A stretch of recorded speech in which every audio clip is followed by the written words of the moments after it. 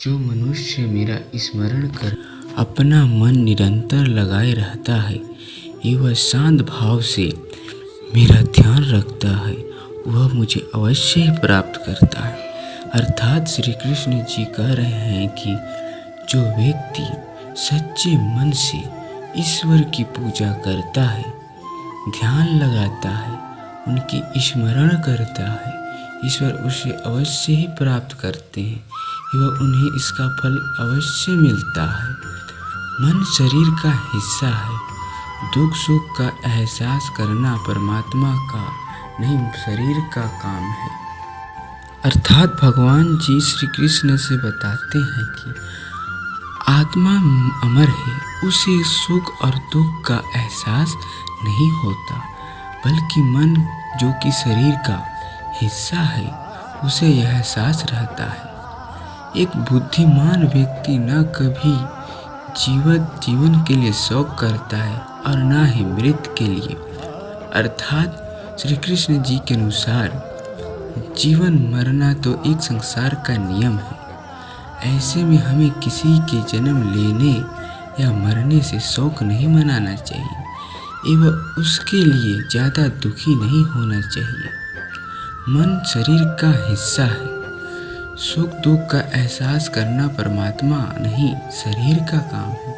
अर्थात हमें इस बात को समझना चाहिए कि मन शरीर का एक हिस्सा है जो दुख और सुख का एहसास कराता है, परंतु यह काम आत्मा का नहीं है।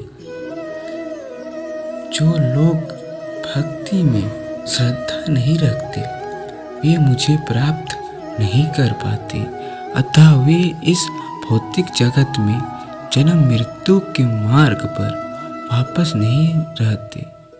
अर्थात जो भी भगवान पर भरोसा नहीं रखते, वे कभी भगवान के बारे में नहीं समझ पाएंगे और वह जन्म मृत्यु के चक्र में फंसे रहेंगे।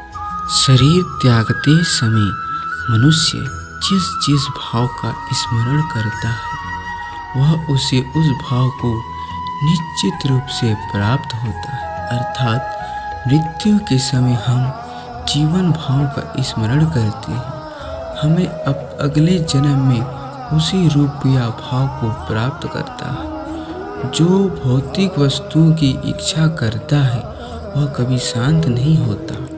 अर्थात हम अगर किसी चीज या धन के पीछे लालच करते हैं तो हम कभी शांत नहीं रह पाते।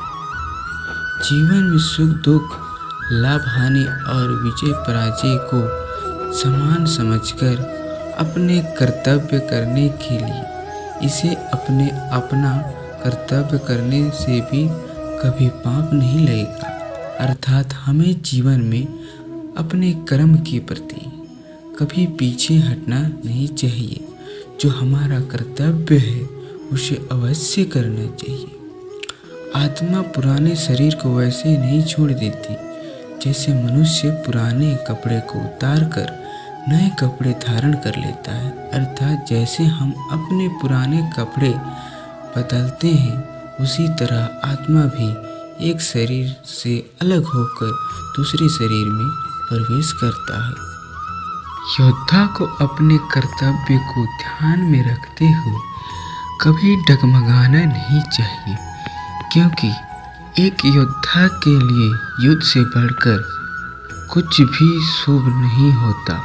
अर्थात एक सच्चे योद्धा के लिए उसका सब कुछ उसका युद्ध होता है, जिसे किसी भी परिस्थिति में घबराना नहीं चाहिए। जिस मनुष्य का मन दुख से विचलित नहीं होता, तो सुख की लालसा नहीं करता और राग भय क्रोध से पूरी तरह मुक्त है, उसे स्थिर बुद्धि का प्रबुद्ध संत कहा जाता है। अर्थात हमें अपने आप को संयम बनाना चाहिए और साथ ही लालच से दूर रहना चाहिए। जो मनुष्य अपने इंद्रियों को शांत और स्थिर रखता है वह बुद्धिमान मनुष्य है। आप उनके लिए शौक क्यों करते हो जो दुख के योग्य नहीं है, क्योंकि एक बुद्धिमान व्यक्ति ना तो किसी जीवित के लिए शौक करता है और ना ही किसी मृत के लिए। अर्थात जब कोई व्यक्ति मर जाता है तो उसे बाद हम उनके लिए शौक मनाते हैं तो उनका भाग नहीं होता। फिर ऐसे में हम उनके लिए क्यों शोक मनाएं? एक सच्चा मनुष्य कभी किसी के मरने पर दुखी नहीं होता। जो ये समझ लेता है कि आत्मा मरती नहीं है, क्योंकि आत्मा ना तो मरता है और ना ही मरा जाता है। अर्थात आत्मा ना कभी मरती है और ना ही किसी को भी मारती है। ऐसे में हम अगर कोई ऐसा सोचता है तो वह मूर्ख है। बिना स्वार्थ के एवं बिना फल के लालसा के लिए एक सर्वोत्तम कार्य कर्म योग या सेवा कहलाता है। अर्थात बिना अपने फायदे के किसी की मदद करना या दान करना ही सच्ची सेवा कहलाती है। जिंदगी के इस रण में खुद ही कृष्ण खुद ही अर्जुन बनना पड़ता है। रोज अपनी ही सारथी बनकर जीवन के महाभारत से लड़ना पड़ता है। अर्थात हमारे आम जीवन में कई कठिनाइयाँ आती है। ऐसे में हम खुद ही उसका हल निकालना चाहिए एवं उनसे निकलना चाहिए, क्योंकि आपकी हर छोटी बड़ी समस्या जीवन के लिए ईश्वर नहीं आ सकते। आपको अपना कार्य खुद ही करना पड़ेगा।